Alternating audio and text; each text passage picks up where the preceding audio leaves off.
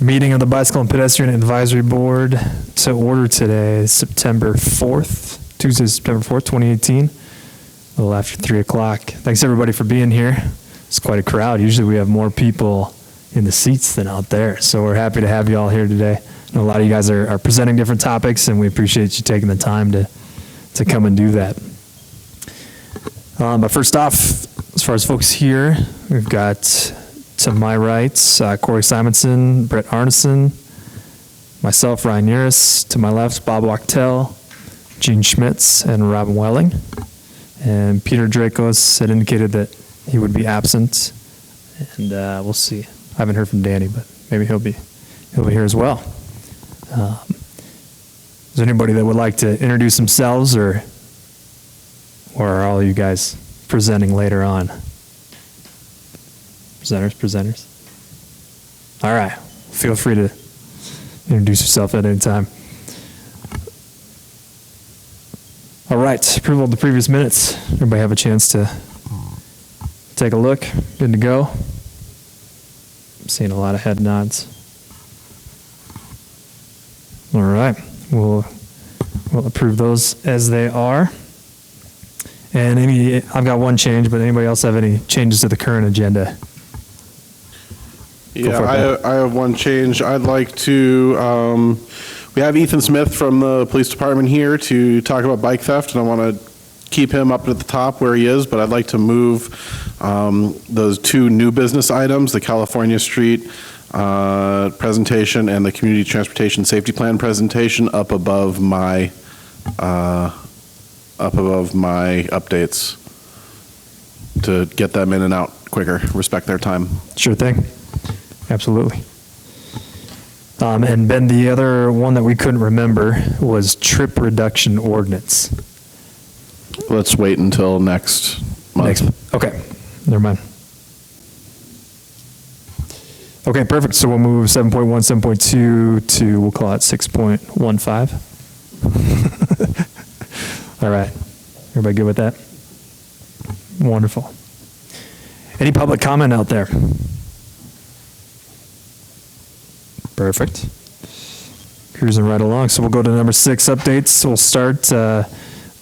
Ethan Smith, thank you so much for coming and joining us today. And I'm sure Ben's given you a little bit of background on how this topic came up, and we're excited to hear what you have to say about bike theft. Background, not so much, so if you guys can fill me in, but Ben did give me some information that you all wanted to address, and more importantly, I wanted to come here and answer questions from the police department's perspective. So for most of you probably not aware, my name is Ethan Smith, and I'm the crime prevention officer, so I do a lot of public outreach to begin with, and we are having a terrible epidemic with bicycle thefts that's really bothering the police department. So anything that we can do to answer questions and educate anyone in the public about it. One of the biggest, I hate to say frustrations that we experience is how few people in the public document their serial numbers on their bikes, especially, I mean, even the $3,000, $4,000 bikes. It's amazing. If we're lucky, the place that they bought the bike from usually will sometimes have the serial number on file, but we are getting dozens of found bikes turned into the police department every month, and we cannot return them to their rightful owner. It's possible to do that, but it's a very elaborate process, and we are finding that a super majority of the victims of stolen bikes have no serial number. And if it was something like a firearm where we could go back and look at a federal record, then we could still track that down. But with bicycles, it's extremely difficult. And any preaching that you all could do to your members to get that word out, we encourage people to register their bikes with the city because it's such a painless thing to do, and it keeps that serial number on file. But we are continually amazed at how few bike owners take 2 seconds to flip their bike upside down and take a picture of the serial number with their cell phone.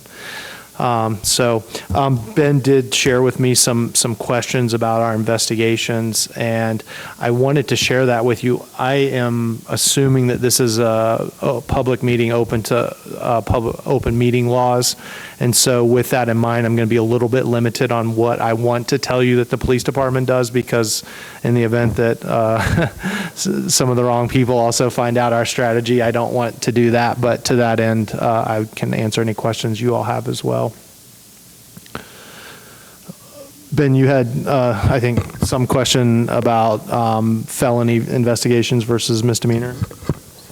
Yeah, so thanks. I guess I just wanted to,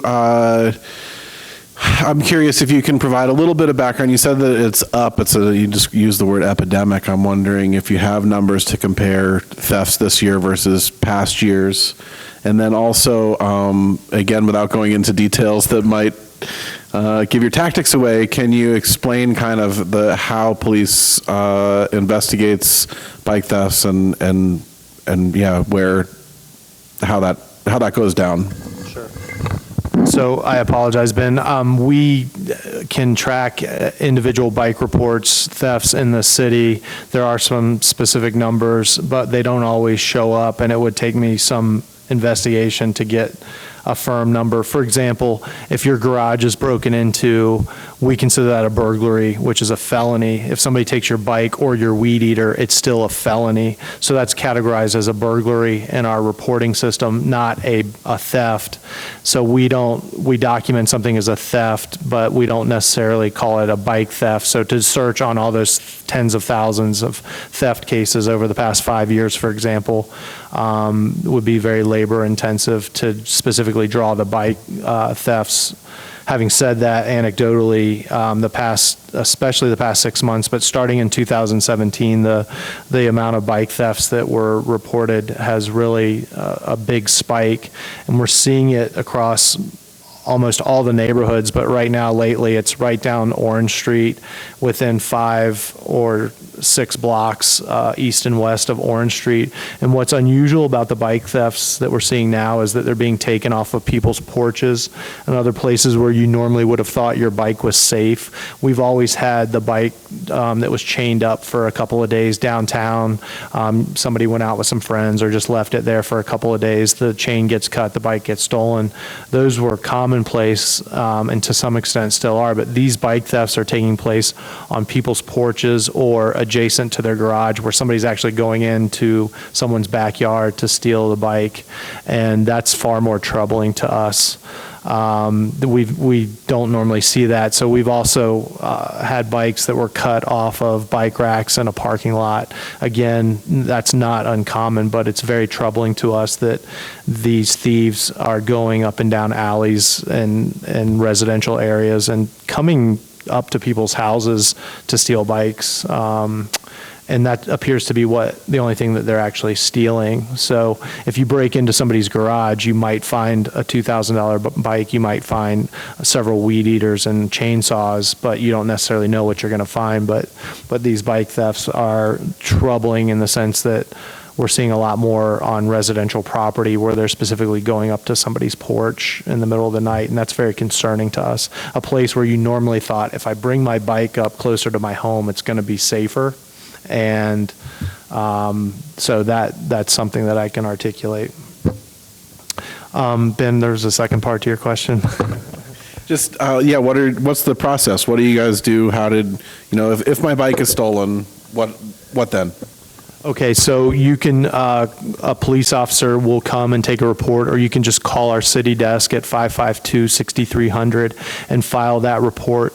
The most important thing that I will keep harping on is get the serial number if you can before you call us. We're still going to take the report and do what we can to locate it.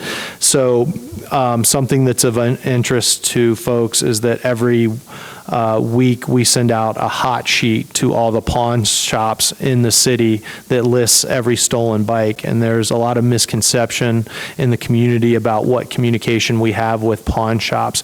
Pawn shops are kind of in the same boat we are. Without a serial number, if you just have a description, it makes it far more difficult for us to get the bike back to you. Having said that, if you have your bike stolen, you want to file a report with the police department, remembering very important details that are specific to your bike, not the same make and model. So you have two Kono bikes that are same make and model. Did you put aftermarket shocks on it? Do you have a sticker on the frame? Do you have a scrape on the side where you accidentally slid over 2 years ago on icy roads or something? Things that are distinct to your bike will really help us get it back to you, because we do track, and you can come to the police department, and when we retrieve a found bike, we look in our database and say, oh, it's a green Kono mountain bike, such and such size. We track all that information. So the more information you can give us, like aftermarket pedals, specific features that you might have upgraded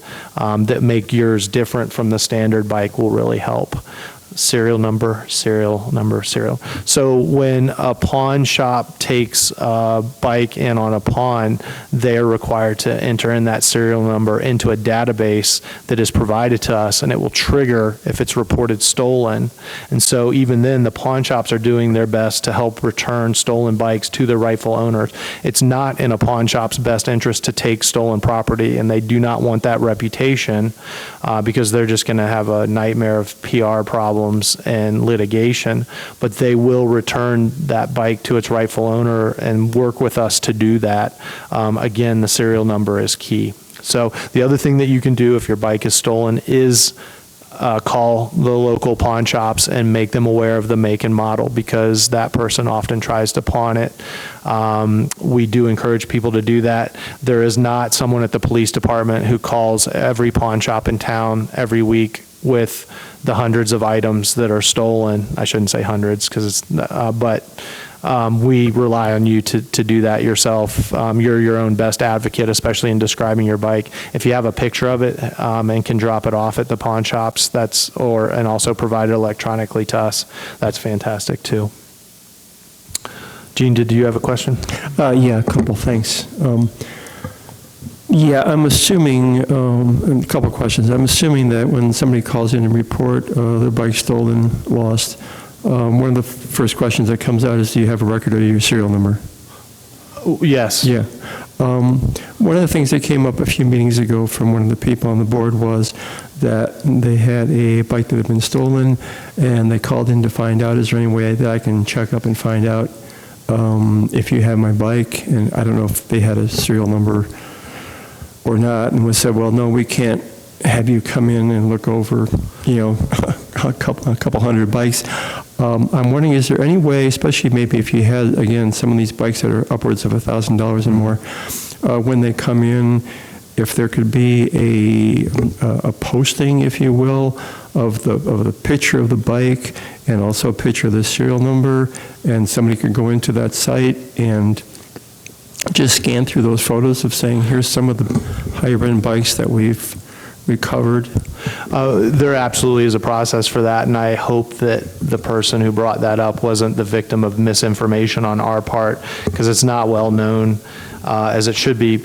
You can actually peruse the hundreds of bikes that are abandoned and brought back to us, or that we have in our collection, before they go to auction. You simply need to file a police report with us with as much information that you have about your stolen bike before we will let you look through that list of recovered bikes, for the obvious reason that we don't want someone, oh, that's my $2,200 bike. Yeah, it's mine. I have no proof of that, but please give it back.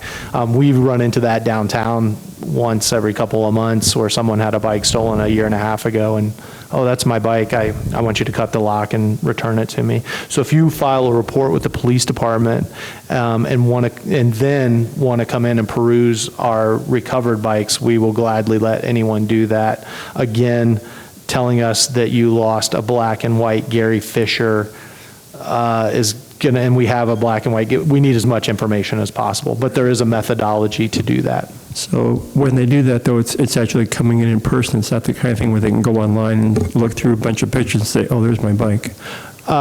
No, because... I mean, that's a lot of extra work for you guys, I understand. Well, it's not necessarily that, but we also don't want someone to inadvertently access that information for ill-gotten means and then try to claim that that's their stolen bike. So I'm sure that could be done. It's having a city employee manage that process that might also be expensive too. Right now we have a ton of volunteers who help us process all these bikes, but on some days we're recovering 3 or 4 bikes from around the city, and surprisingly some of them are well into a couple $1,000s that nobody ever reported stolen to us.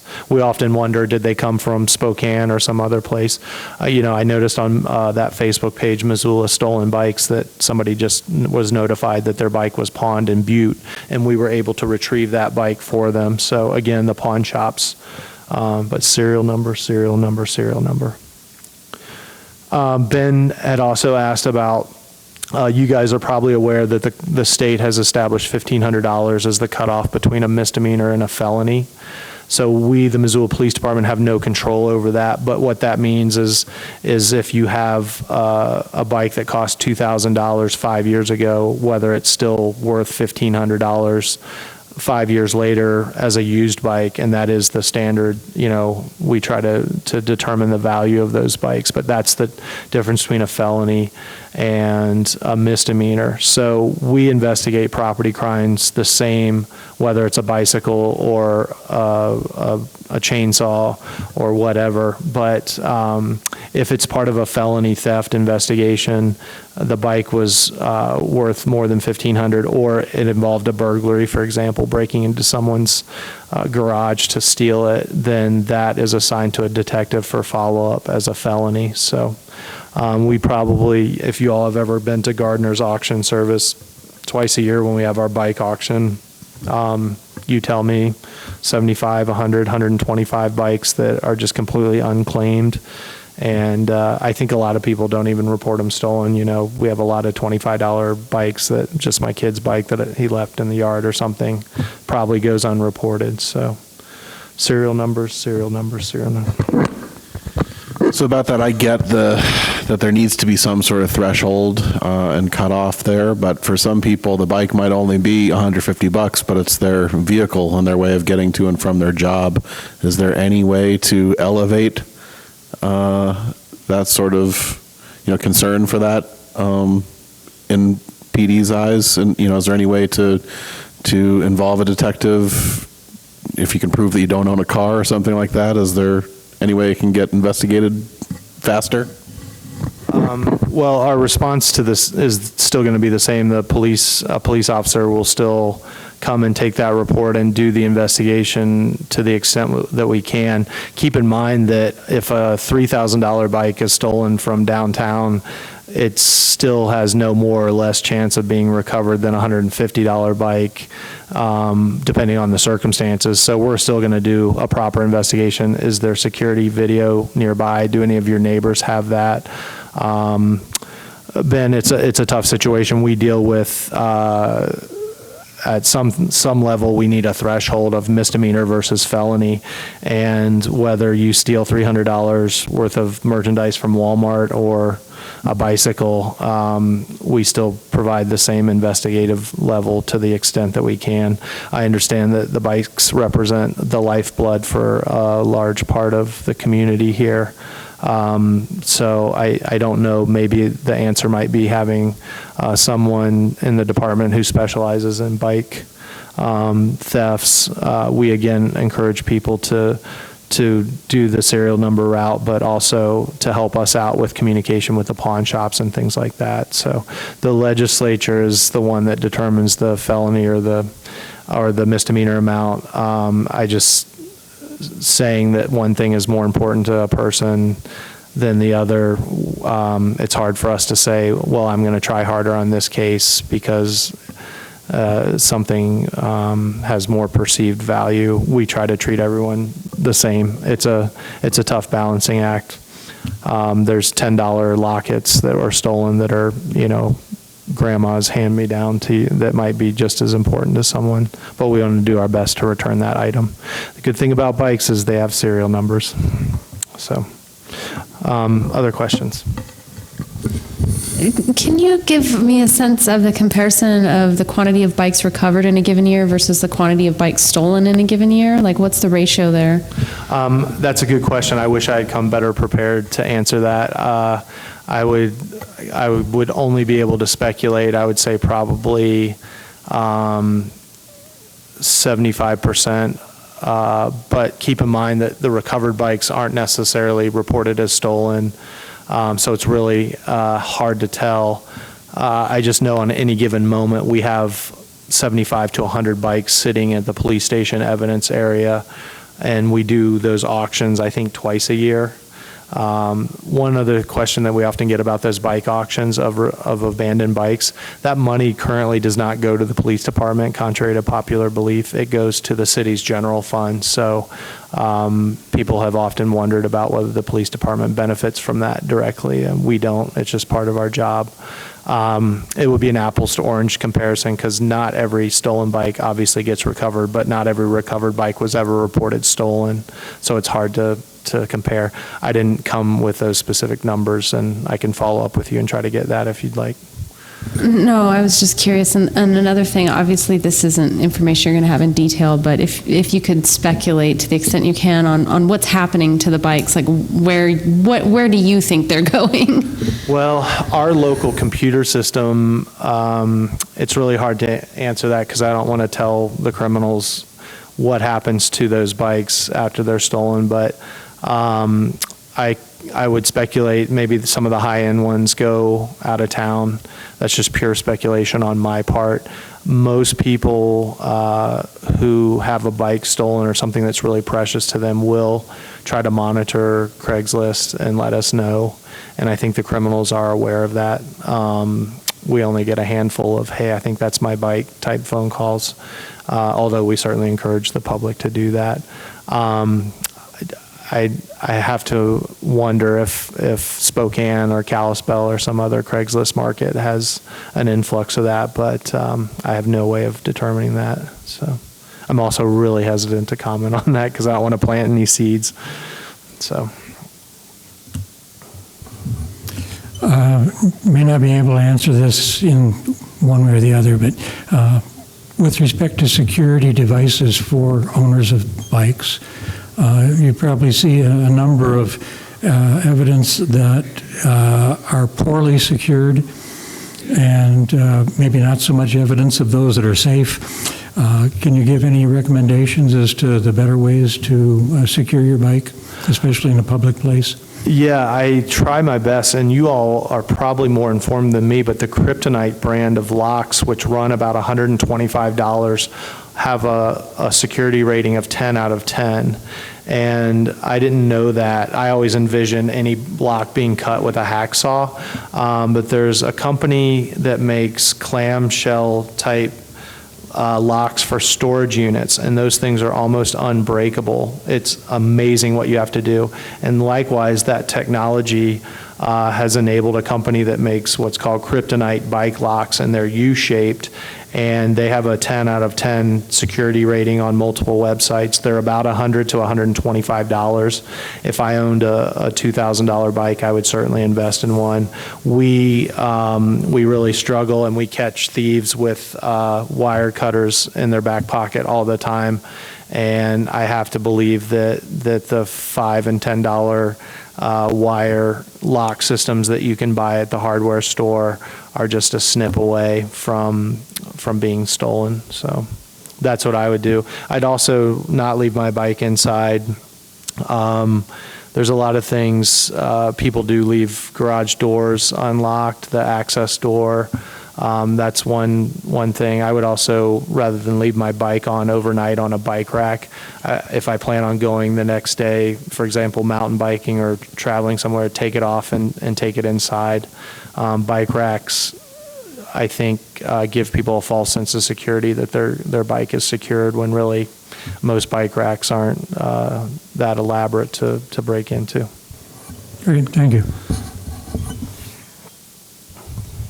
I had another one too, Bob, where I had a bike on a cable lock in a rack of bikes, and mine unfortunately was the easiest to access, and it was stolen, whereas there were multiple bikes further back that also had cable locks and were not stolen, and even just as nice, if not nicer ones than what I had. So that taught me to park it furthest away.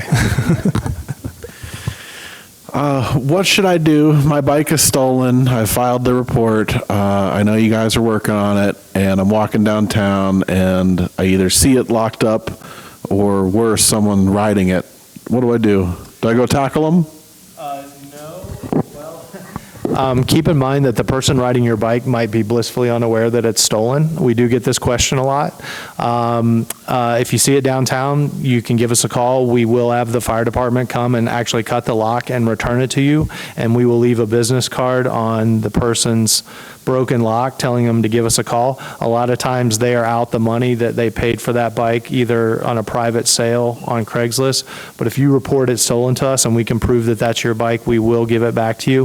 If you see someone riding downtown, understand that they might not be aware that that bike was stolen, for the same manner that you could buy something on Craigslist, a camera, fly fishing rod, a bicycle, and not know that it was stolen 6 months ago. So I would strongly discourage you from tackling someone, and instead just call 911 and try to keep your eyes on them so that we can just make contact with them. Again, a generic Gary Fisher bike, yours is going to stand out to you because there's some peculiar things about it that you know is your bike. We will have a very difficult time taking a bike from someone else that you did not report stolen. So letting your members know that just simply demanding that we do that is not probably going to work out in their favor. The report is the key, and we have that on file by your name. You don't even have to remember the report number. We can just run Ben's name. Oh yeah, November 2017, he reported this. And that does happen multiple times a year where someone will be downtown like, hey, that's my bike. And we have returned many bikes to the rightful owner, sometimes much to the chagrin of the hapless person who just happened to buy it. You know, keep in mind that your stolen bike might have changed hands 5 times in the year and a half that you see it. So please don't tackle anyone. Follow them as best you can. Along the same line, I know in some of the some larger cities where they have bike theft problems, and again, some fairly high-end bikes, there has been, and I don't know if they're still continuing, but I've heard in the past of some programs where they'll construct a bike essentially for the purpose of having a GPS tracker inside the frame where it can't be seen, and then they will kind of leave it out locked up, so it's not like, I don't know how it falls into entrapment or not. I haven't filed any court cases on it in terms of discouraging people from taking bikes, especially from public places. And I doubt that there's any consideration of something like that for Missoula, because I don't think it's reached that level, but it's something to keep in mind. We do have a bait bike. We do use a bait bike, and we are firm believers in bait bikes. They're called bait bikes. It's not entrapment. So, Gene, entrapment is defined as making you do something or consider doing something that you wouldn't normally have thought about. So if I leave in fact, bigger cities actually will leave car keys in a car with the intention of trying to get someone to steal the car, because you, the law-abiding citizen, would walk by the car and might notice the keys in it, but you still wouldn't suddenly make you think of stealing it. So it doesn't even qualify as entrapment, especially if it's locked up. We do have a bait bike. We've actually also used unmarked cars to attach them to. The problem with a bait bike is that you have to have an officer or officers monitor that bike throughout their shift and be available to go get it. We can hide GPS units on a bike. You need to get to it before the thieves figure out there's a GPS thing on it, but we do have that capability. We've had some mixed success with that. So again, the John Q. Public often debates on whether we have that. I don't mind telling the criminals that we have a bait bike, because that's going to overall make them more skeptical to steal any bike in the city limits of Missoula. So we're free to share that information as much as possible.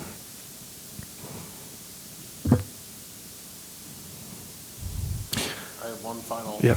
follow-up if no one else has any. And just, is Missoula PD, are you in communication with, or do you attend conferences? Do you hear what other cities are doing? Are there any best practices out there that you know of, or that our department knows of, that we just can't implement yet because we don't have the resources?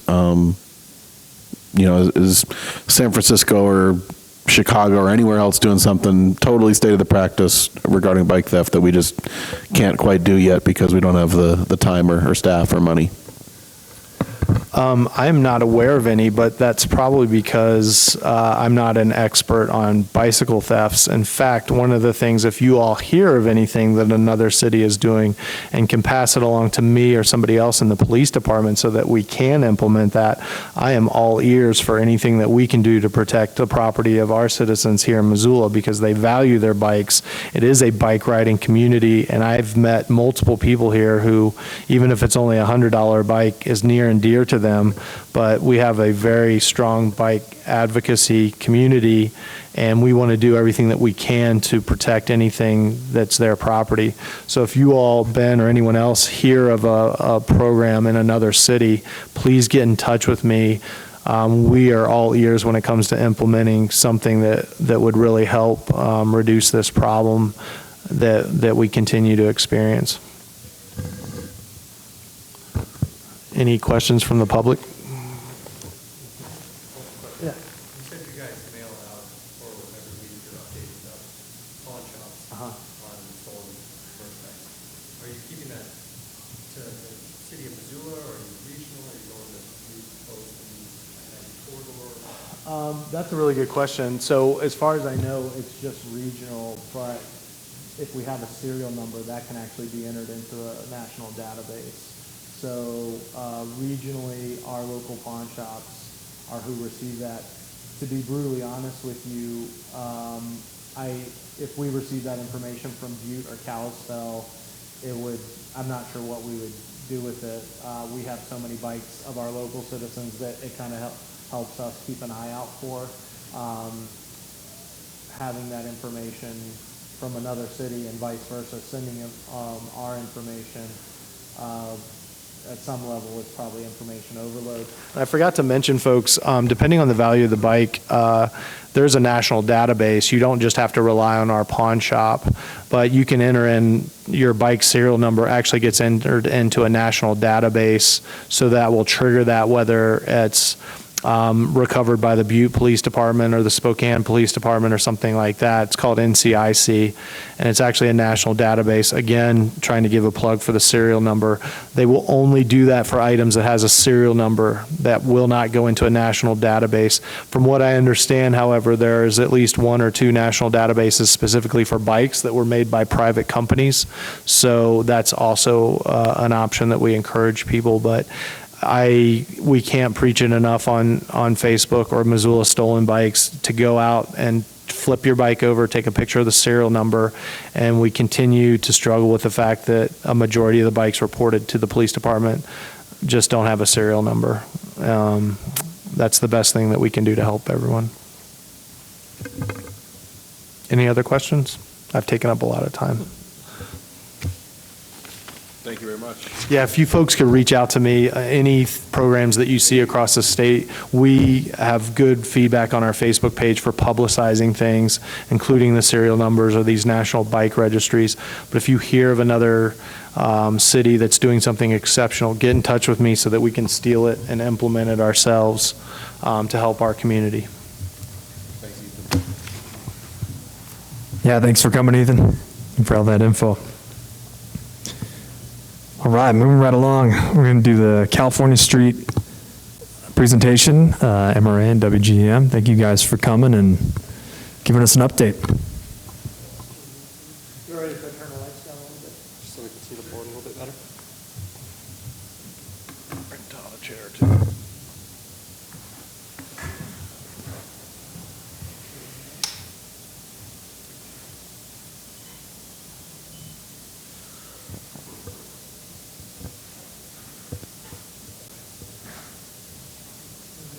I think that's.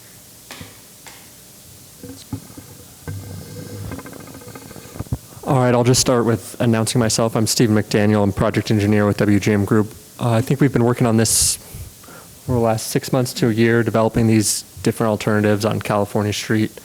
I think you guys are all familiar with the project, but just to bring you up to speed, we call it California Street South. It's from 3rd Street up to about Dakota.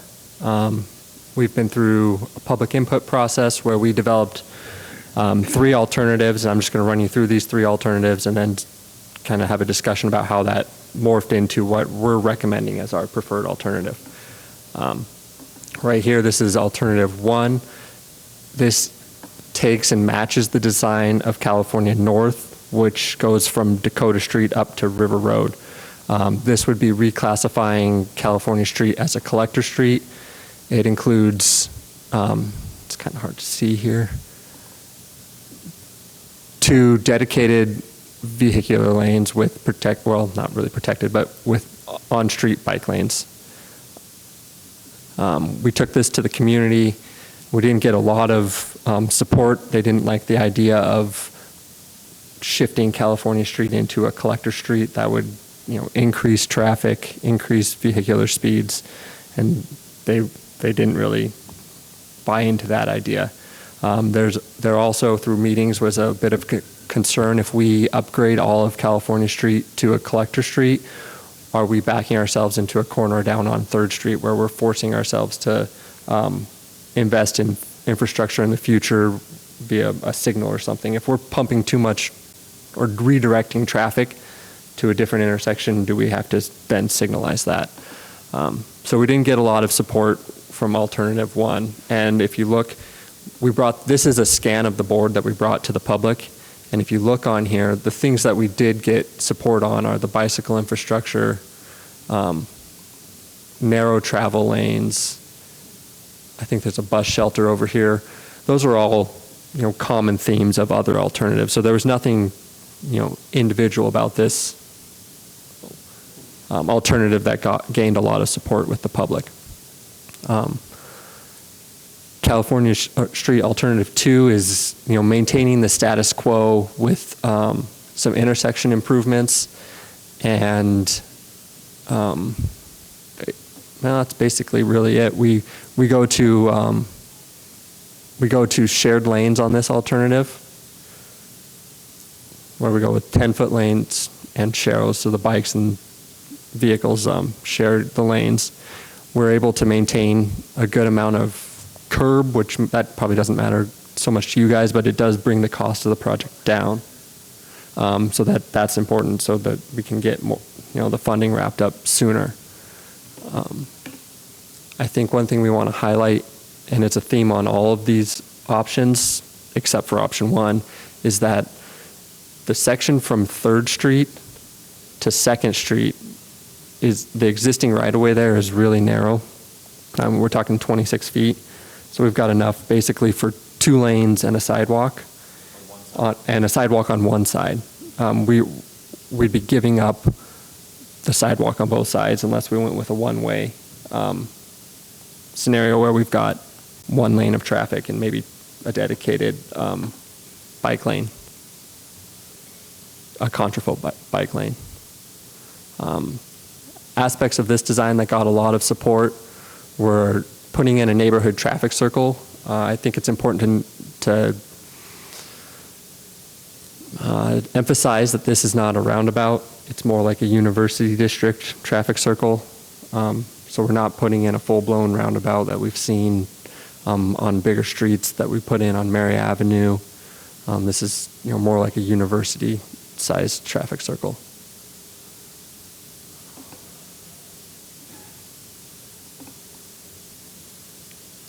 On to alternative 3. This is kind of the most out-of-the-box option. This takes and realigns California Street into a grid network.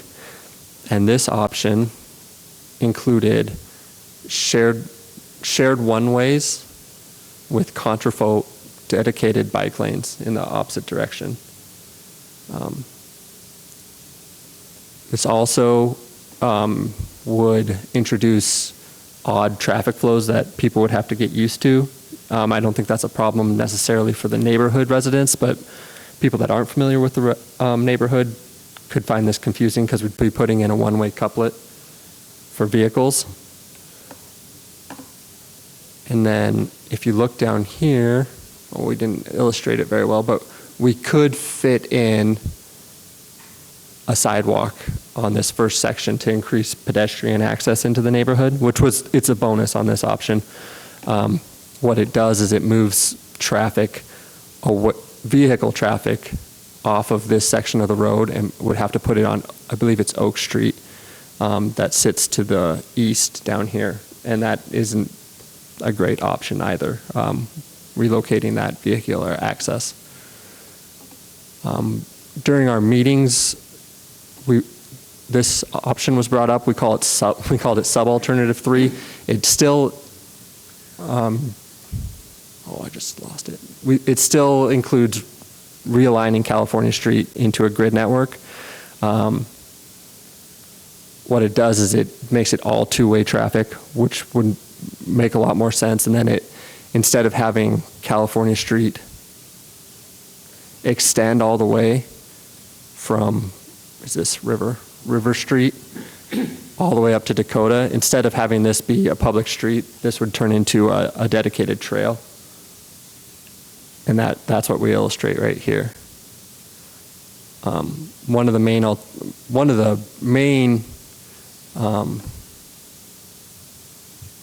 main reasons for going with this grid network is it develops developable lots. This is city-owned property here, so this could be used for public housing. That's the main one that's been kicked around. I don't know, do you know any more, Todd? No, it just creates a nice developable lot that is probably being looked at for affordable housing opportunity there. And so this grid network that Stephen's shown is kind of making use of existing right-of-way on all those streets that's not being used now, and the road cuts through that city parcel on the S-curve. So it's kind of putting the street into the right-of-way and opening that ground up for other use.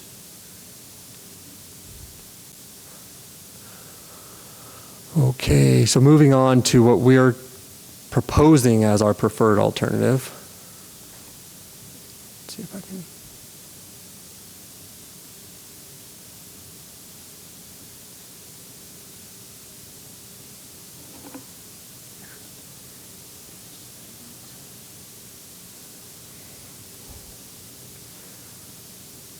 This is really a merge between alternatives 2 and alternative 3. What this option does is it maintains two-way traffic along the whole corridor.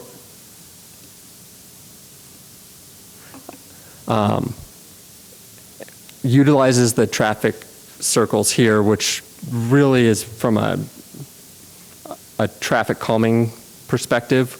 The angles and the traffic circles help with reduce the conflicting movement. So at a regular intersection, your left turns and your throughs conflict with each other, but at a traffic circle, they will all have to go around, like in a roundabout kind of way. They don't overlap each other, so it makes it better for the bicycles, better for the vehicles. And then the geometry through the neighborhood calms the traffic, which is a big thing that the neighborhood was advocating for, is they wanted the calmed traffic. They didn't like the idea of increasing the traffic speeds. And then we get a path connection along this existing right-of-way here for California Street rather than the one-way couplet. And the reason we would have to go to one-way couplets is just the right-of-way here is narrow. So we're looking at, I guess the most important or most innovative aspect of this design is we're proposing what are called advisory bike lanes. So we're looking at a 13-foot shared space. Okay.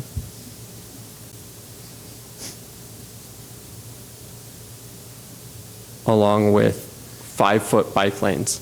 So because the traffic volumes on this section of California Street are low, we can have vehicles traveling in this 13-foot shared space, and when they come along, or when they come to oppose each other, they'll simply shift over into the bicycle lanes if a bicycle isn't present, And if a bicycle is present, then they have to yield to the bicyclist. And we'll have that all the way from 2nd Street through to Dakota. I apologize that this is acting so funny. Yes, Gene? Just to keep, as my old brain is getting confused with the diagrams, and you've taken over from Ben for being the master of changing screens quickly. Just looking at your overview of this, I'm kind of following it, but I want to make sure I'm following it correctly. If I'm looking at this grayed out street, it all represents California, so the upper right section is California just south of the bike path? Correct. Yes. And then it makes a dog leg in it, 2 90-degree turns to get to the other California where there used to be this big S-curve, correct? Correct. Okay. Okay, thank you. Along with that, looking at that last block that is so narrow between 2nd and 3rd, and in general, in keeping with the desire to keep the volumes on California fairly low for the residents, especially considering the volumes may be tending to increase with all the new occupancy in the Sawmill District. Is there any consideration to either or, A, making that last block between 2nd and 3rd one way, or another option perhaps of using some raised crosswalks at different parts of the street? You know, not speed bump height, but just sometimes they call them like speed platforms, to use them as raised crosswalks to help the pedestrians there as well. Are you talking specifically in that last block for the raised crosswalks? Well, I'm talking specifically the last block for a possible one-way street to keep the volumes and speeds down. But in terms of the raised crosswalks, I was thinking maybe even something like every other block or something, especially where you tend to have maybe school kids and such crossing, to put in raised crosswalks at some of those spots. We have not looked into the raised crosswalks. We can. There is a school nearby, so I think there's some justification there. I think we'd have to go out and count the pedestrians really to see if it meets if it warrants it. I'd hesitate to use the term warrant because I don't think there actually is a scientific warrant out there to meet a raised crosswalk. In the last block, we've definitely considered going to a one-way. I think it just gets a little confusing from a traffic standpoint, and then certain people have access directly and certain people don't, and they'd have to go around the block. We really wanted to keep the access up. We believe the street geometrics will reduce the amount of traffic that this sees. We did do traffic projections with the Russell Street improvements and the signals that are going in on Wyoming, and we're going to be, I think in the realm of 1,500 vehicles a day. So we're not projecting a large amount of vehicles.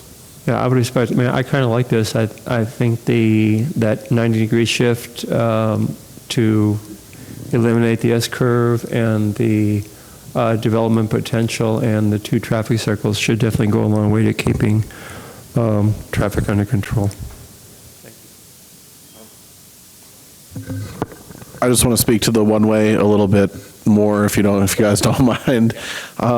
There was a lot of discussion at the staff level about one-way there, and should one-way be in California or out California, and in Oak Street or out Oak Street if it were to happen? What are the pros and cons of both? Each one had different pros and cons. For example, California, it makes a lot of sense for it to be it makes a lot of sense for it to be out, except afternoon rush hour, you can get traffic backed up at 3rd and Russell all the way past California, so then it would be potentially blocked from getting in or out that way. And so, anyways, there were different points of view about that, but one of the things that we ultimately talked about also was that would really extend the scope of the project, because South 2nd Street is deficient in some facilities and Oak Street is deficient in some facilities. And so this way keeps the project costs down, but if you made them one way, then we'd really want to keep the project going to the east a bit, and that just wasn't in the scope of this project. Maybe one day in the future, but for now it's not there. And to talk about scope of project, I think it's important to note that there is not a funding source for this project yet to build it.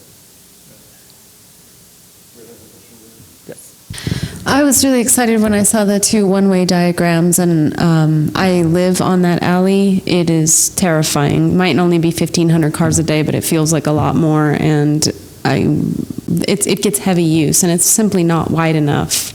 It's just not. So if you're planning on keeping it or formalizing it, saying we're okay with stuffing this many cars with only half a sidewalk and no bike lanes on this tiny little thing, or is there a plan to gain some right-of-way and make that safe? Because I don't see how it could be. I don't see that being an improvement. That's the status quo right there. One thing that we ran into at the public meeting was we would have to acquire those properties on that block, and there's not much support for doing that, going through that process to acquire those properties. If they redevelop, we could go and try to get that right away to put in the pedestrian facilities. So acknowledging that it's not wide enough, why continue to overuse the space? I mean, that's what I don't understand. We've acknowledged that that's a problem and it's a bottleneck. Why formalize it and say we're okay with this for another 30 years or however long? It seems like this is a chance to size the road for the space that we have. It really comes down to the fact that we don't have the space to do anything there. But you have the space for one way is what I'm saying. Like, that's the space you have. And you said on the right-hand side of the diagram, which is lovely, I love that part, it's being considered one way because that's the space you have. Why does that rule apply on just the one side and not the other? They're trying to keep project costs contained, you know, Ben talked about doing the right. One way is kind of expands the project out of our scope here. And we're kind of taking the position on that section there that we don't have the opportunity at this time to widen the street. And we're not putting a lot of resources into it now on that section. We'll see what comes in the future. And we also didn't get a large amount of support on the one-ways. You know, there was equal amount of people saying we don't want the one-ways.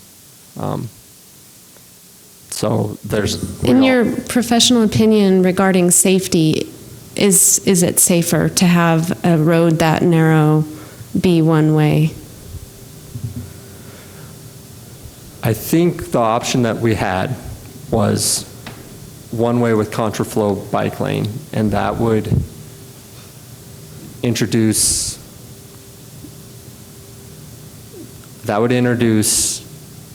conflicts from bicycles and vehicles that we feel that the sharrows are safer. That you believe that the state it's in now, the existing state, is safer than taking that same space and assigning vehicle traffic only one direction? I think when you introduce one-ways, you're introducing contradicting flows, and you're introducing more vehicle and bicycle conflict points. Thank you.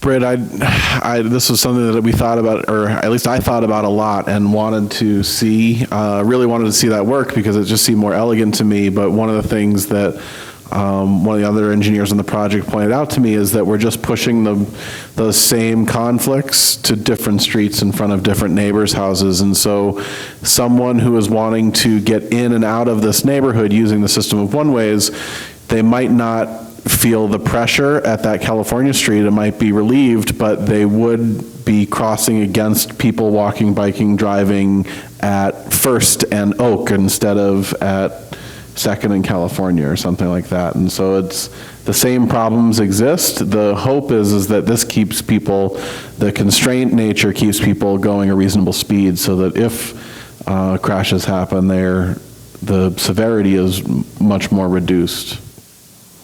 But again, today's crash history is not alarming in that one block section between Second and Third.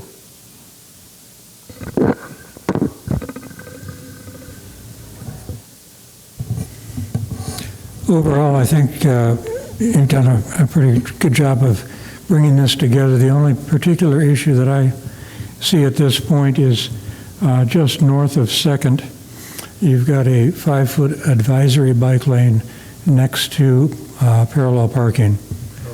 And that is definitely too narrow. That puts cyclists in the door zone if they're expected to stay within that dashed line as the advisory bike lane.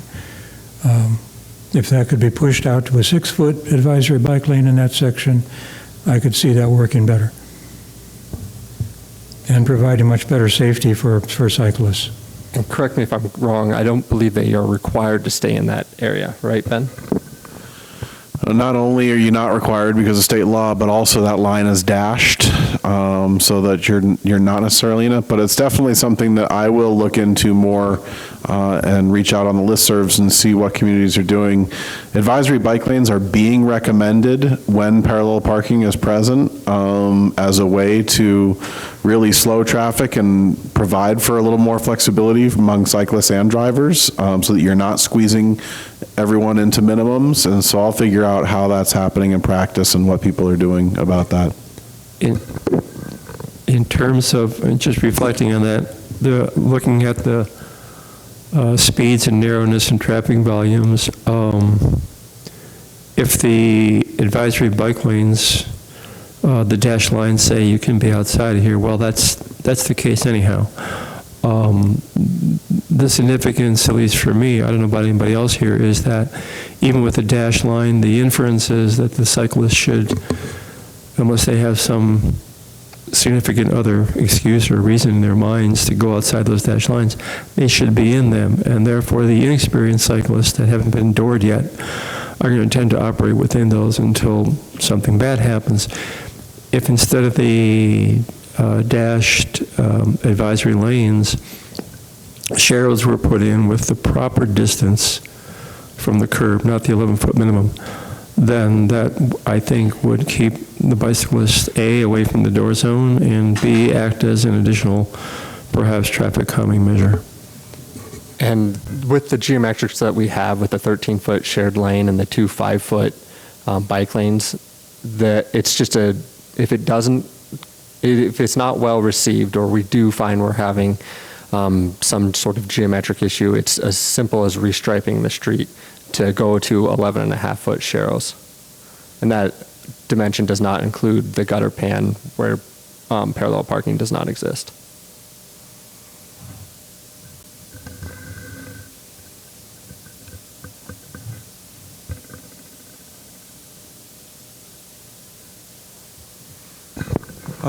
I want to point out a feature that I really liked on this, and that's the trail at the north end of California Street that would go behind the existing lots there, so that then connects into the Milwaukee Trail. I think there's potentially, I don't know if it's with this project or a different one, but there's some potential in the far right end, kind of the southeast corner of the drawing. That's not, I guess it's the northeast corner of the actual project. There's potentially some redesign of the trail itself so that they can hit each other at a good flare and send you in the right direction. But ultimately, having that connection through will be, especially for people who are using California Street and then heading east, it makes a lot of sense.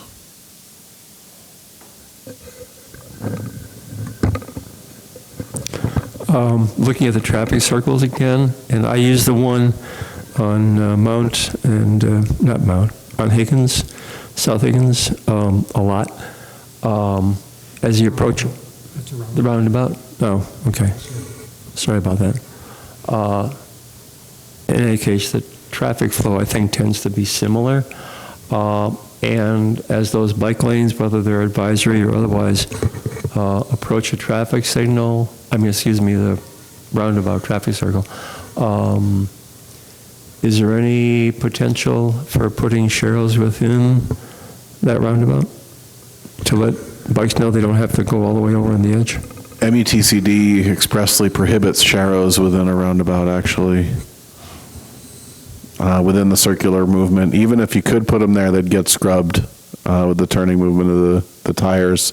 One of the neat things about advisory bike lanes is that you are riding much more to the center of the roadway than you are in a normal bike lane situation. And so in terms of the usable space as you approach that circle, so if the driver is passing you at the instance when you are approaching that circle, that driver is going to be aimed into oncoming traffic, whereas you on a bike are going to be in the right position to make it through the circle. Does that make sense? I wish I had a laser pointer here. I didn't quite get the part about aimed into oncoming traffic part. Well, so if you look at that, if the motor vehicle, if you are northbound in that bike lane between the new alley and River Street there, if you are northbound and that driver and you are entering the traffic circle, you are in the right position. You're in the correct position. I'm not going to use right because that's a directional term. You're in the correct position to make it safely around that traffic circle in the center of the travel lane. Whereas the driver of the motor vehicle, if they are passing you as they approach that traffic circle, they are not aimed to also make it around that traffic circle. They will not be, they're aimed directly at the center of the circle then.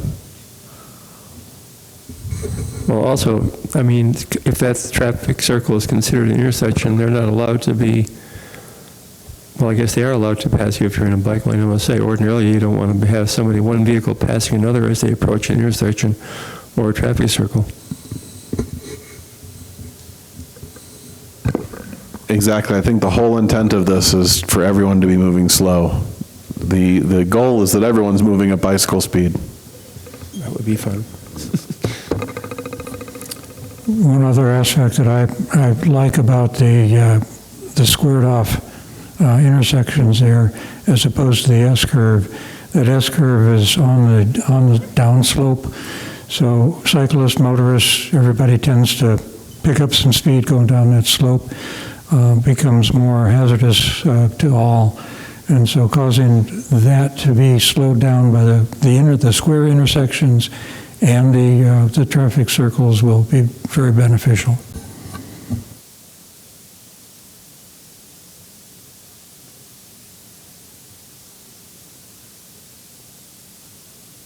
Any other questions or comments?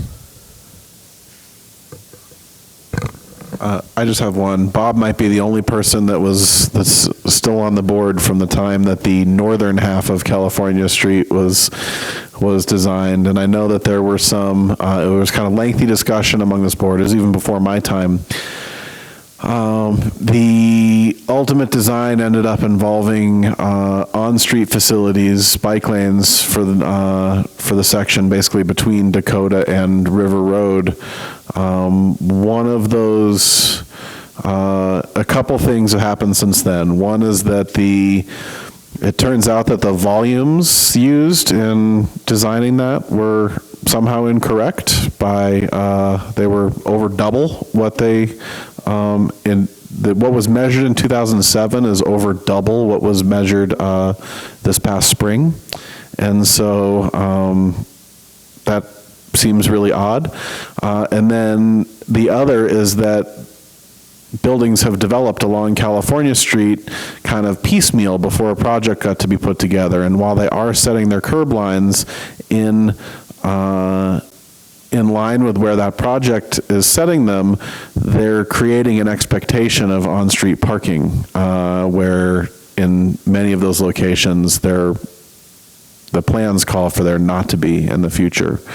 And so I guess one of the things that, as you move forward with city staff and with, or, you know, with MRA and putting this design together, it would be great if we could get one more drawing sometime in the not too distant future that just shows how this might align with the north half and what the whole corridor could look like. Because again, I know that you have to have boundaries on project design, but that isn't how the user necessarily experiences these things.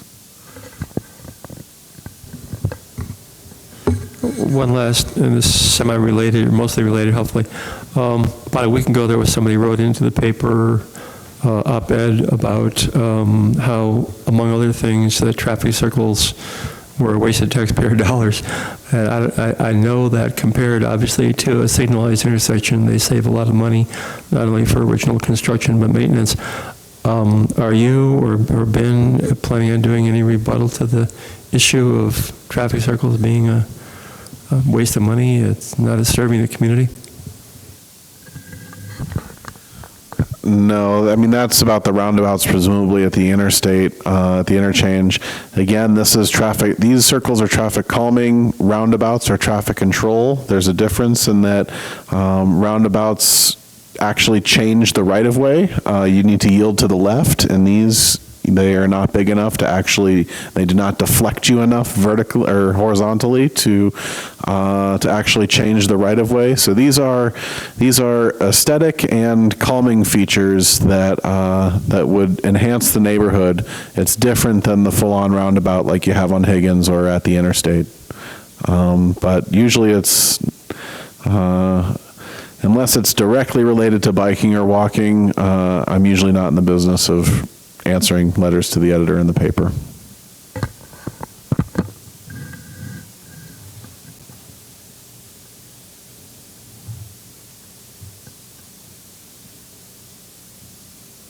From here, we will take this design and have another open house with the public and present it to the public and get some more feedback there and see if there are additional tweaks to be made there, and then we'd be submitting it to the city as a stage 3 for preliminary approval. And WGM will assign some cost to it, and I think that will wrap up their work with this. And then moving forward, I think MRA will try and begin looking for a funding package on how we can build this and get this done. We won't have the capacity in Urban Renewal District 2 to fund this solely with tax increments. So we'll be looking for partnerships then to assemble a financing package and moving forward with construction at some point in the future. Would it be the intent then to do both the southern section and the northern section of California at that same time? You know, it is probably a phased project, I think, a couple of phases. Spread that cost out. That's something we'll analyze going forward. Is there any way to make the new multi-use trail connection a separate project so it could be done sooner? Because I think that would help a lot. I mean, there's 2 safety issues that the neighborhood talks about with the calming, and the one is the S-curve in the hill, and the other is the bottleneck. But the S-curve in the hill, you could really improve safety immediately for pedestrians and cyclists by adding that trail connection first. From a geometric standpoint, I think it's possible. It gets a little confusing with where do you stop the trail now, or in the future we want to stop this here at River Street or where River Street crosses. But if you were to build it by itself, it would be a standalone project that would have to come in on this S-curve, and the S-curve already has odd geometrics associated with it. So I do see some difficulties there. As far as funding, I'm going to have to deflect to John or Todd on that. Sorry, I work with Todd's brother and John, so I get confused sometimes. Yeah, there's no funding source for that. I can say that right now at this point. And I think I see Stephen's point of building a trail to nowhere sort of at stop, and there's no connection then to the road. existing road, so I'm not sure what we'd gain there. But I don't see we have a funding source for that at this point. Todd did speak to partnering with this, so with future developments possibly. One thing that we do have here is a developable lot that is referred to the Hart site, or I'm not sure, it's a timber company that owns that site currently. But if that does redevelop, then this trail could be, built at that time.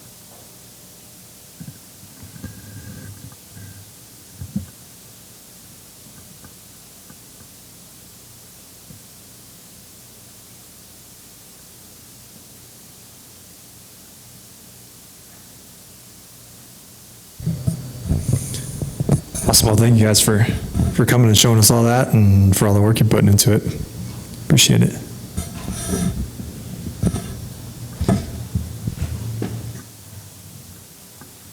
Thanks, guys.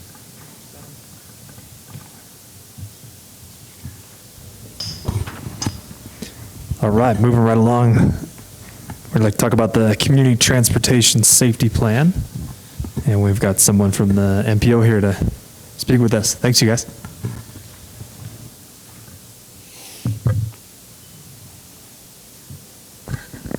Hi, everybody. Dave Gray, Missoula MPO. Ben asked me to come give you a quick update on the Community Transportation Safety Plan update. Robert Petchin Associates out of Helena has been hired to assist us in the update of the plan. They provide us with the public participation plan so far, and we've set up a Transportation Safety Advisory Committee, which will be having its first meeting here on Monday, 11 to 1:30. Thanks. Bob is the representative from this board, and apparently you're going to be doing something else come the end of this month. That is correct. If you could find somebody to replace or stand in your most excellent way for you once you depart, that would be awesome, please. The safety plan, are you familiar with the MPO boundary and any of that? I recognize some of you and I don't recognize some others. The MPO is federally required to measure safety. And part of that is all crashes involving a fatal or incapacitating injury. So we do look at non-motorized. That's looked at as a total of all non-motorized person injuries. Then the plan itself covers all the way out to the edge of our planning boundary, which is Frenchtown, Tura, Evero, and Lolo. So this is not just a city-centric plan. We will be looking at different emphasis areas. Right now, our current plan has impaired, unrestrained, and intersection crashes. We're going to be reevaluating those emphasis areas and seeing what we can do. So if you're interested in attending the TSAC meeting, the Advisory Council meeting on Monday, feel free. We're going to be going through, we have a set membership, but that doesn't mean it can't be attended by whomever. We're going to be going through what it is and what it's not. One thing to keep in mind about this plan is it is not about violations. It's not about speeding. It's not about jaywalking. It's not about things like that. It's about crashes that incur $1,000 or more in property damage or an injury. So this is not just a police enforcement of violations thing. There is a baseline on what we're going to be evaluating. However, we've got all kinds of data on all kinds of crashes. So as we go through the process, we'll be looking at things in more detail as they present themselves, and hopefully all of this will well up to the top and we'll be able to get through most of the emphasis area determination and then the strategy action items that will be associated with each one of those pretty quick. So Monday here, 11 to 1:30, and I'll take any questions that you have. So Dave, you mentioned emphasis areas, and our previous plan was drafted in 2013, so it's been 5 years that it's been being implemented, and our emphasis areas were intersections, impaired driving, and unbelted occupants. Those were chosen because those were the three highest kind of contributing factors to crashes. Is that correct?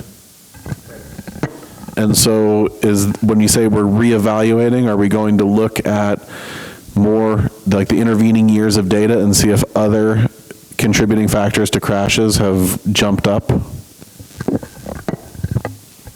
Does he always treat it like an interview?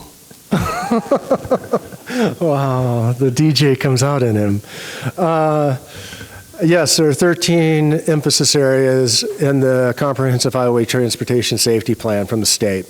So from those 13, we'll be whittling it down because we cannot attack every single one of those emphasis areas, one of which is animal carcasses. So I'm not thinking that that's a big deal. But at the same time, there's age-related, distracted driving, and other emphasis areas that are captured within the emphasis areas that we have. So just because we say we've got three, the impaired, unrestrained, and intersection, that doesn't mean that we don't look within each one of those to teen, distracted, elderly, whatever some of those other emphasis areas, the contributing factors may be that we may want to direct our activities toward. Does that make sense? So just because we don't go for all 13 doesn't mean that we aren't hitting almost all of them at some level. It's just a matter of how we can evaluate the contributors to those crashes that are occurring. So even though bike ped was not, it is one of the emphasis areas, but it is a contributing factor in that list of 13, but it was not an emphasis area. That was a good thing because it meant that our bike ped crashes were relatively low compared to some of the others. It doesn't mean we ignored bike ped. In fact, I'm on the intersection team of evaluating that because we thought that more than impaired or unrestrained was pertinent. And so as a result of that, the implementation team for the intersections, I worked with Mark O'Brien at Montana Independent Living. He helps people with vision impairment learn how to cross the road and handle intersections. He received a grant. He and I worked together to get into driver's ed classes and get more pedestrian and bicycle related information discussed at driver's ed. He also received a grant to make a video to teach drivers how to interact with bicyclists, pedestrians, and people with vision impairments, and how to for those people to best navigate different types of intersections, whether they're T intersections or a normal four-way, if it's stop controlled or signal controlled, if it's a roundabout, and how to do it. So there has been kind of neat safety education stuff that has come out of, related to bike ped, that's come out of this, even though bike ped is not directly called out as its own action item.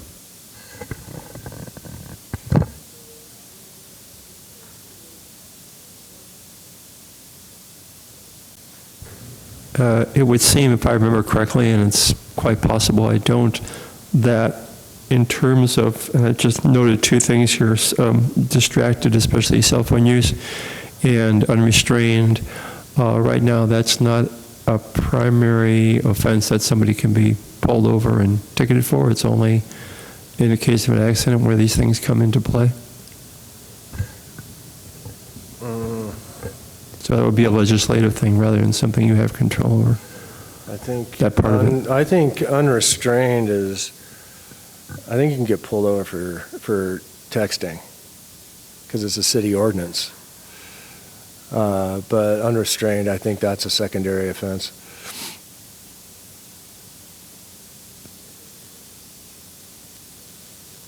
And we only look at those when there's an injury involved.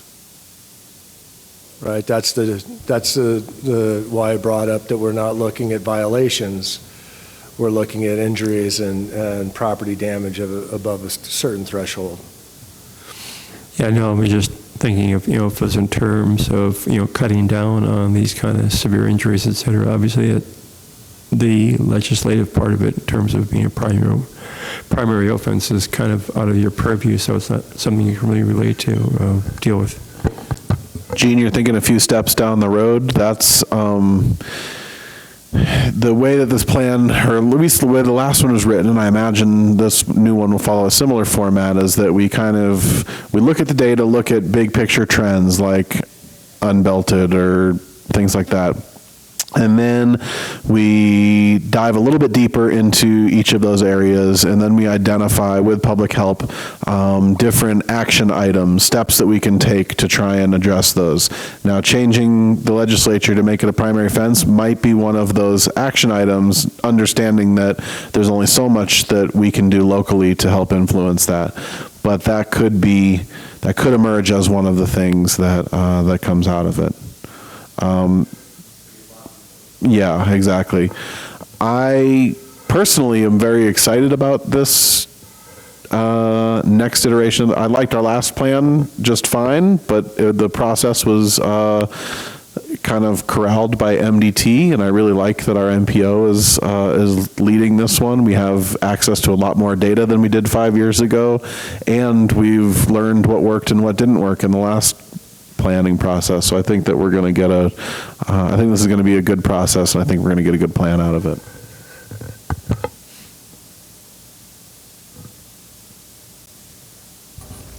So since I will be leaving the Bike Ped Board at the end of this month, we will be looking for a replacement as an official representative of the Bike Ped Board, so think about that.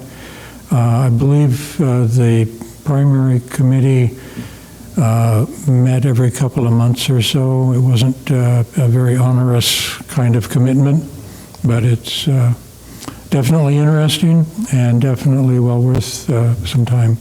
The TSEC generally meets quarterly, but there will be more frequent meetings while we're going through the planning process. So we got 4 meetings, September, October, then we skipped over the holidays to January, and then out in April, but we may have more if necessary.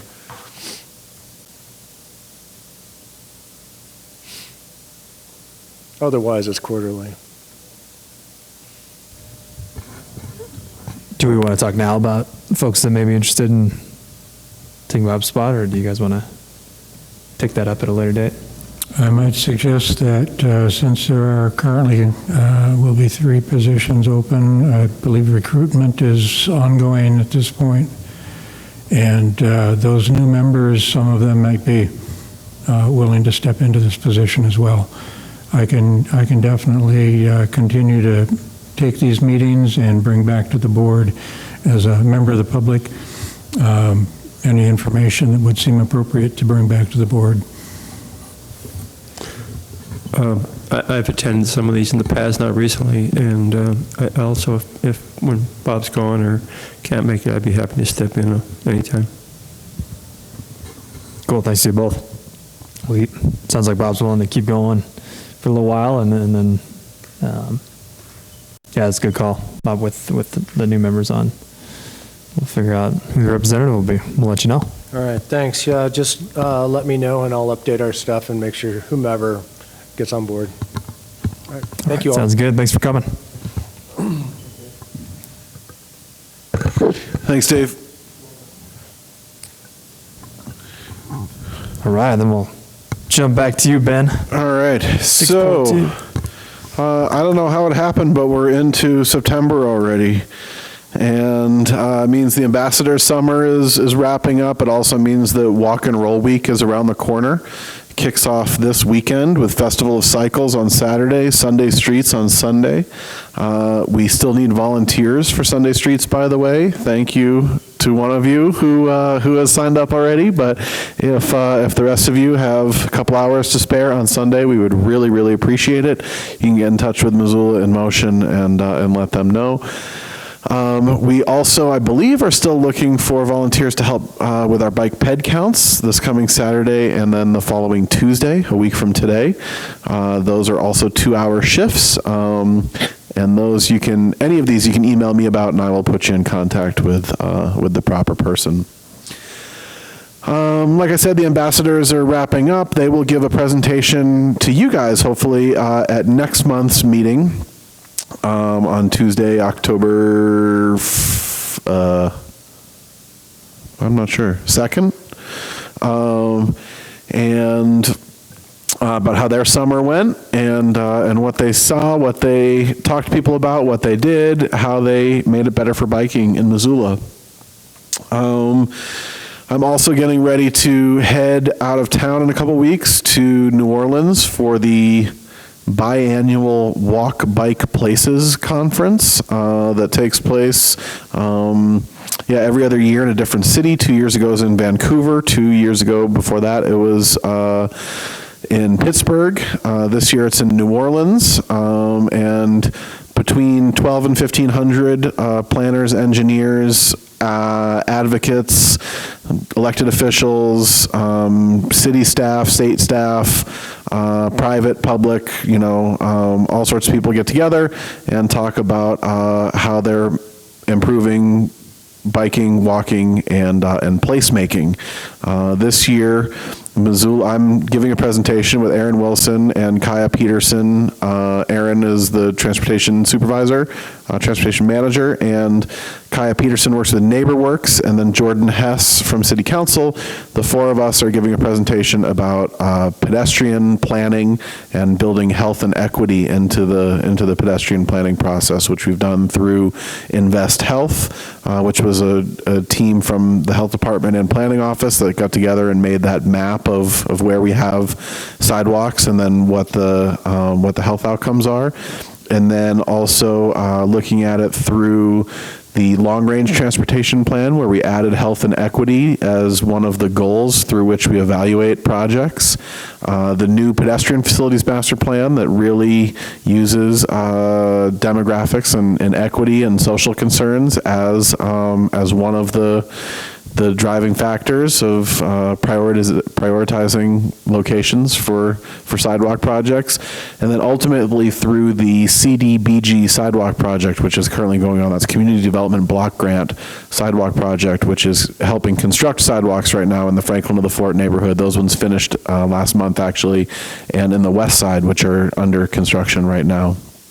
And so that'll be really fun. Look forward to it. Every year I come back inspired, and I'll likely give a presentation at the October meeting about the things that I've learned and things that I saw that other cities are doing.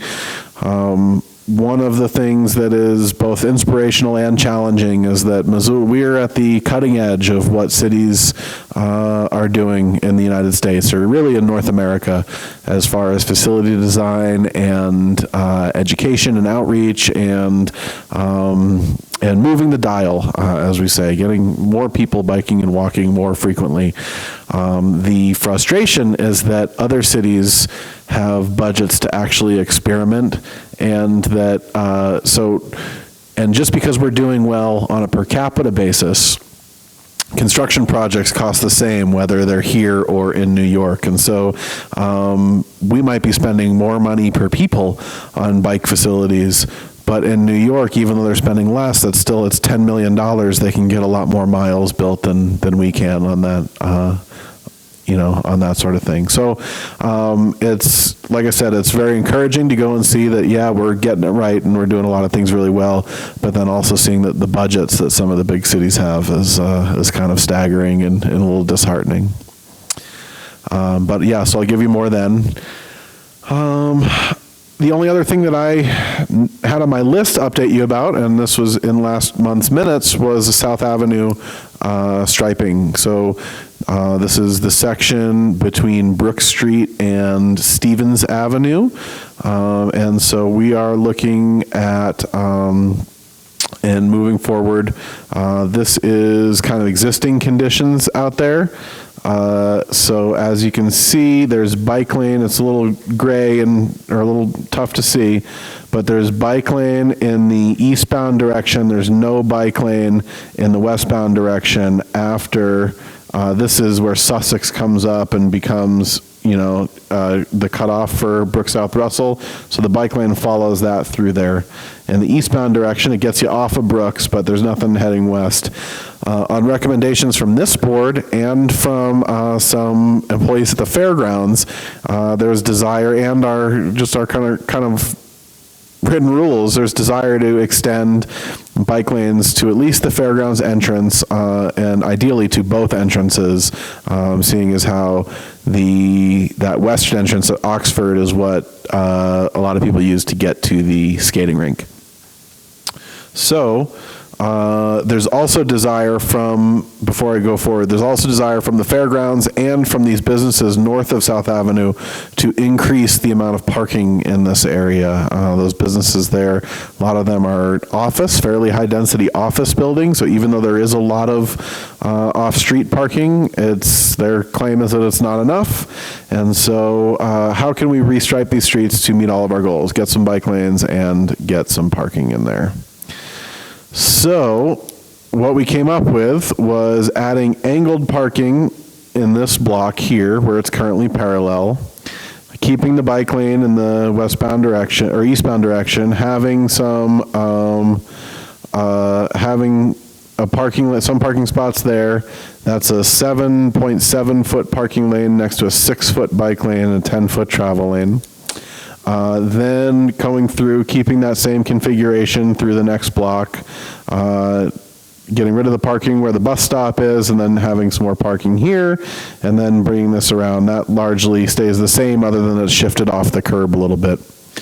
In the westbound direction, coming from South Avenue, we would begin the bike lane back at that little S curve there, and have it be curbside here, come up, and then move away from the curb where the center median ends, allowing for a few parking spaces here, and then bringing that through. And so it allows, it adds some on-street parking spaces that are being used today, but also, and it creates bike space in that direction. And so the net gain is about 25 parking spaces, and it everywhere that we or everywhere that it's being added, the bike lane is being added, it's a 6 foot next to a not quite 8, but close parking lane. So it's meeting more than our minimums, both on parking and bike lane. I understand that's still not super advisable, but the volumes again are fairly low in this section. More than half the cars drop off at Sussex Stevens, and so there's thought that this would be done well. And so next step for this is to submit it to MDT and get their feedback. Ultimately, we'll need their approval because they own the right of way, or they control the right of way, and so we would. We're waiting to submit it and then hear back from them. In the meantime, I wanted to bring this to you guys and see what you thought. I should mention it does include the addition of one crosswalk here. There was some desire to see crosswalks added on the other side of that street and at Regent at the other side. There are some things that led us to not do that. One, largely having to do with ADA and not doing curb work on this side. And here, let's see if I can find it on maps and then zoom in. It's a pretty odd little situation there. So yeah, I don't know if you can see, but the sidewalk comes around and then it just ends, and there's a little gap right here between let's go down and look at it so yeah, look at that thing. This just doesn't make any sense. So knowing that you're not necessarily coming from a good facility, there was less desire to, there's also, these aren't quite facing the right way. They don't really make sense. So anyways, this is not a project that involves curb work. This is a striping project. The goal was to satisfy more folks, really everyone that we could, by adding and defining where the parking is and adding a bike lane in the westbound direction there.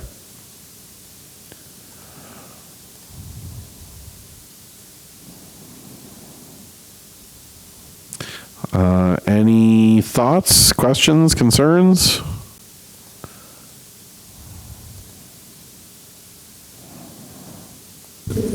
I think that's pretty great. The only thing that catches my attention, obviously, it's the regular mode on that street that the angle spaces face forward. Was there any consideration of switching them to be back-in parking there? I don't know that this island would allow that. It's possible, but I don't know that you'd have the actual room to do that with this island. The other thought is just that I don't know why anyone would make this right turn as a bicyclist. If you're going up on Brooks, you'd turn up Oxford, is our thinking. The other thought there is that, and I don't know if this is satisfying or not, but you already have to yellow this out. But you need to keep a certain distance between the back of a car and the driveway. And so you'd already have to yellow this curb out quite a bit and hatch this area out. And so we were able to add in an accessible parking space there, making that one accessible. I don't know if we would have the same impetus to do that if they were back in angle.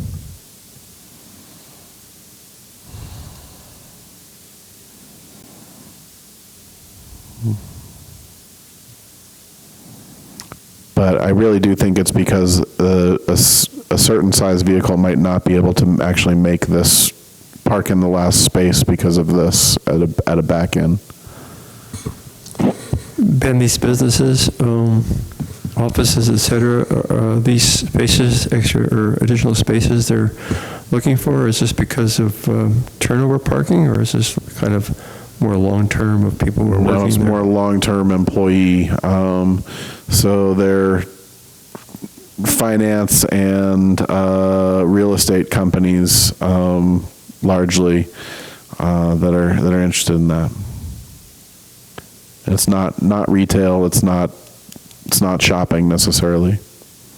So yeah, again, if you look at it on the map, you see kind of lots of parking lots, but they're odd shaped and tough to utilize. And this one especially has driveways. 1, 2, 3, 4 driveways right there, and yeah, it's odd. And also, to be clear, even though the businesses are the ones asking for parking spaces, these parking spaces on the ground would not be managed in any way, especially not by the business. They'd be first come, first serve, and open and available to the public all day long. This is not part of a parking district, so nothing would be pay, nothing would be 2 hours, nothing would be business use only, that sort of thing. I should say now that these businesses have an agreement with the fairgrounds where they're currently leasing, I think, 50 parking spaces in this lot right now, but that is the first part of the fairgrounds to be reconstructed as part of their new plan, and so that's going to go away within the next year.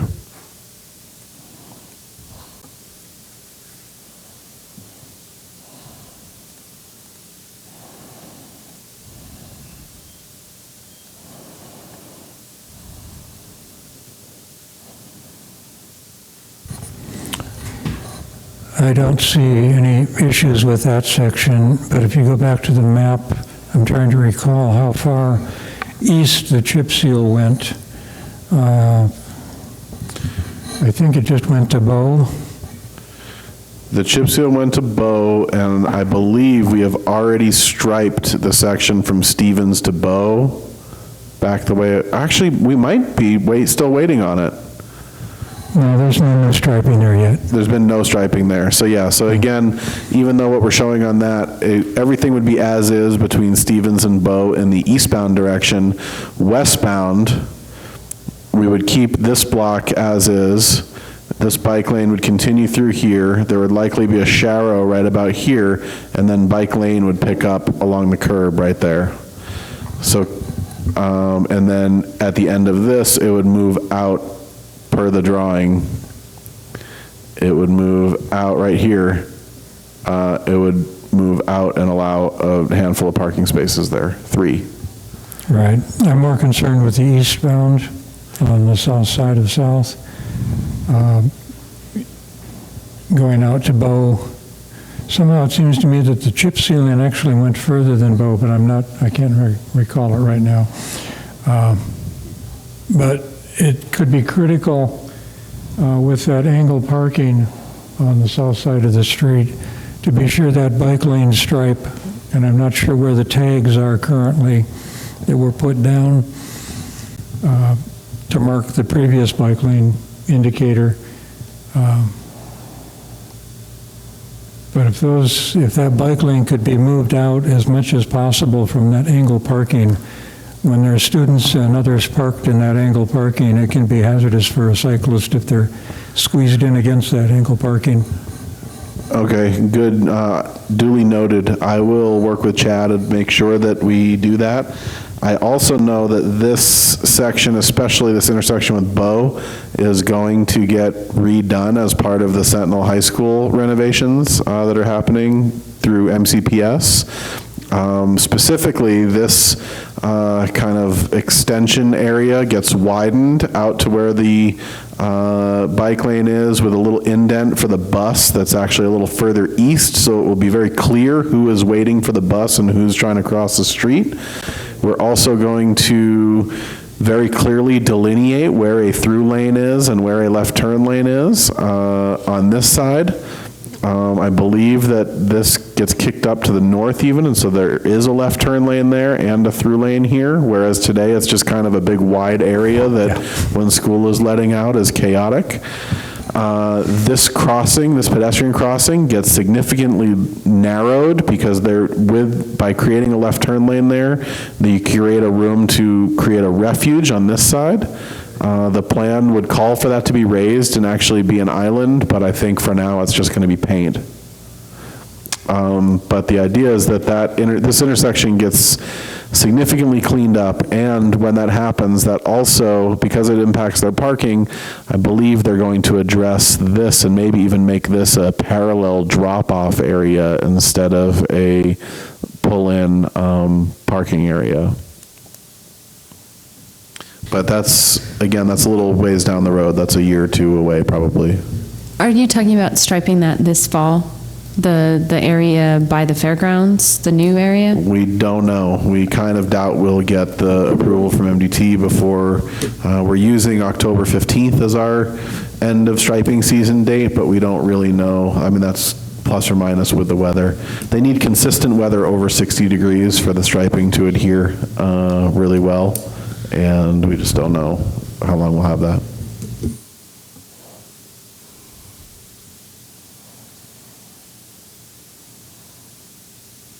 Is there anything egregious that we might have missed in this document? Any reason that I should stop the wheels that are in motion on trying to get approval from MDT for this?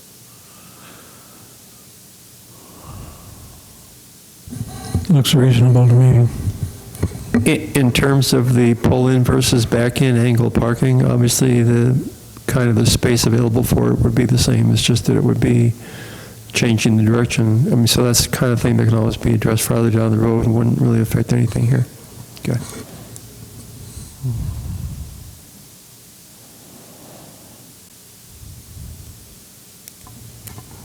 I think it looks awesome. Thanks for putting that together. One of the other things that we are kind of looking at is how and when to use bike lane signage, because the manual for uniform traffic control devices says that it's optional. And so where we're leaning, and there's a stated preference by the current administration to reduce signing whenever possible. It's kind of clutter, and it's arguable how many people pay attention to it. So where we're leaning as staff is using the bike lane signs and the no parking to go with them when the bike lane is adjacent to the curb. But when the bike lane is adjacent to parking, we're thinking about foregoing the signage, because at that time, it's behind the parked car from where the bicyclist, so the bicyclist has a harder time seeing it, and it means less to the driver since they're allowed to park there already. But thoughts from this board? I'll jump in since it's my last major board meeting. Yes, I would agree.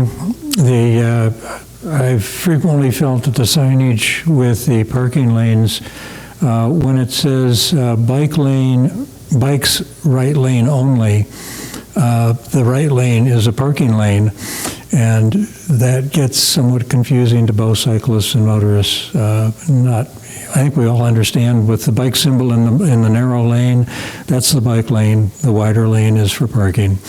But I could definitely agree those signs could be reduced.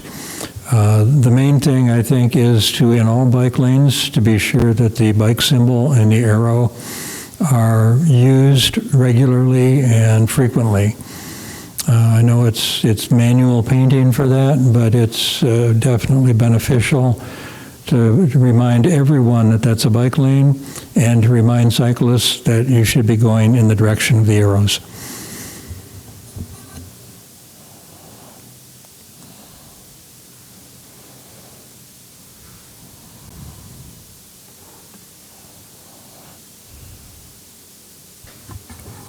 Any other thoughts on that sign? I'll be honest, as I'm cycling, I don't really notice the bike lane signs. Even, I know we talk a lot about the bike lane end signs, and I think those are worth having. But I guess anecdotally, I don't notice them very much. I think they're, at the beginning and endings of significant bike lanes, I think it is important for motorists to know that exists. Yeah, to be clear, this is the sign that we're talking about. Right. Okay. The one that I find most helpful is painting the curb yellow so people know not to park there. I think that does more than anything, is maintaining those yellow curbs. Because that's really what the issue is people parking in it. Mm-hmm.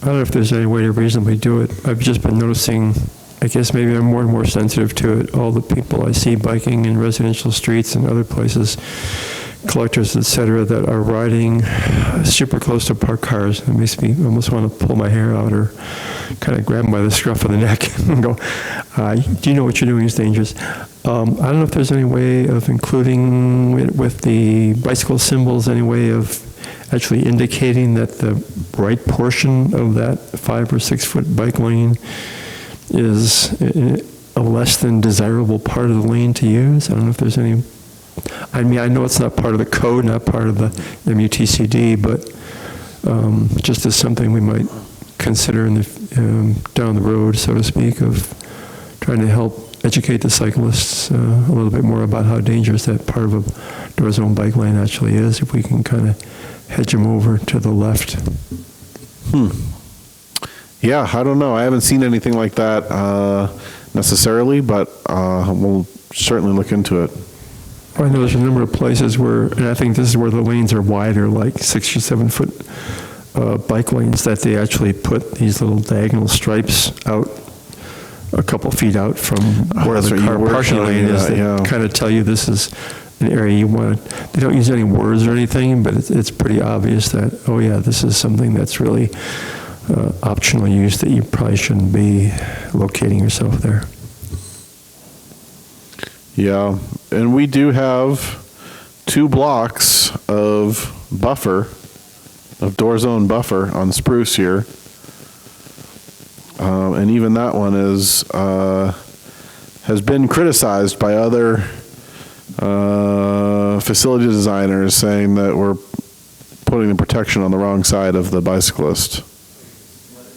Yeah.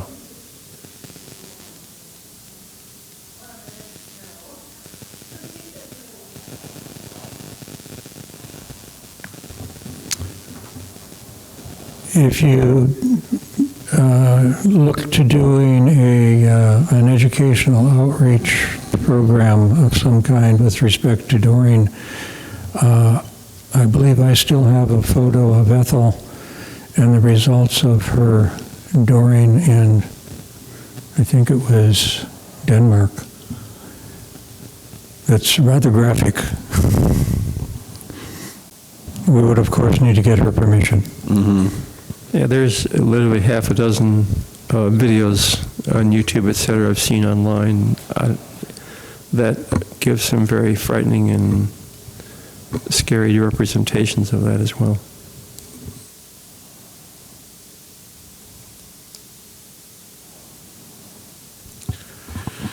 All right, well, I will keep the board posted as to how this moves forward. Again, ideally, we get this striped this fall, but one of the interesting kind of sidebars of this conversation is that it's been unstriped since the fair, and no one has complained.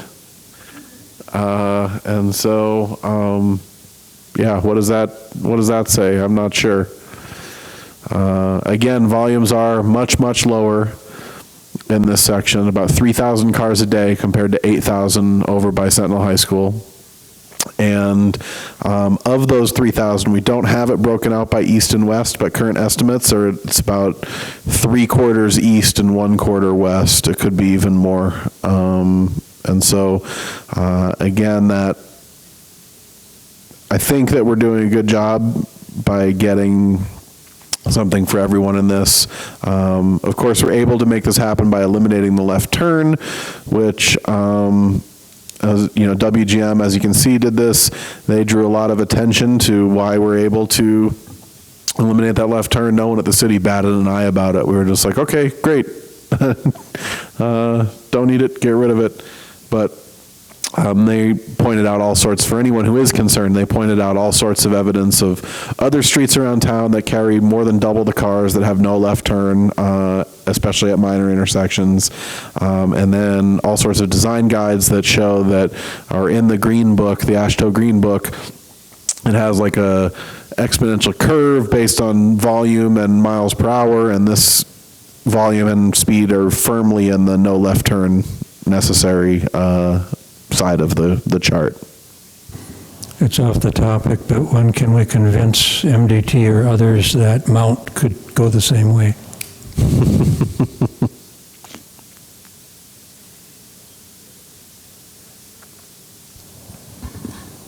Cool. Anything else, Ben? Or?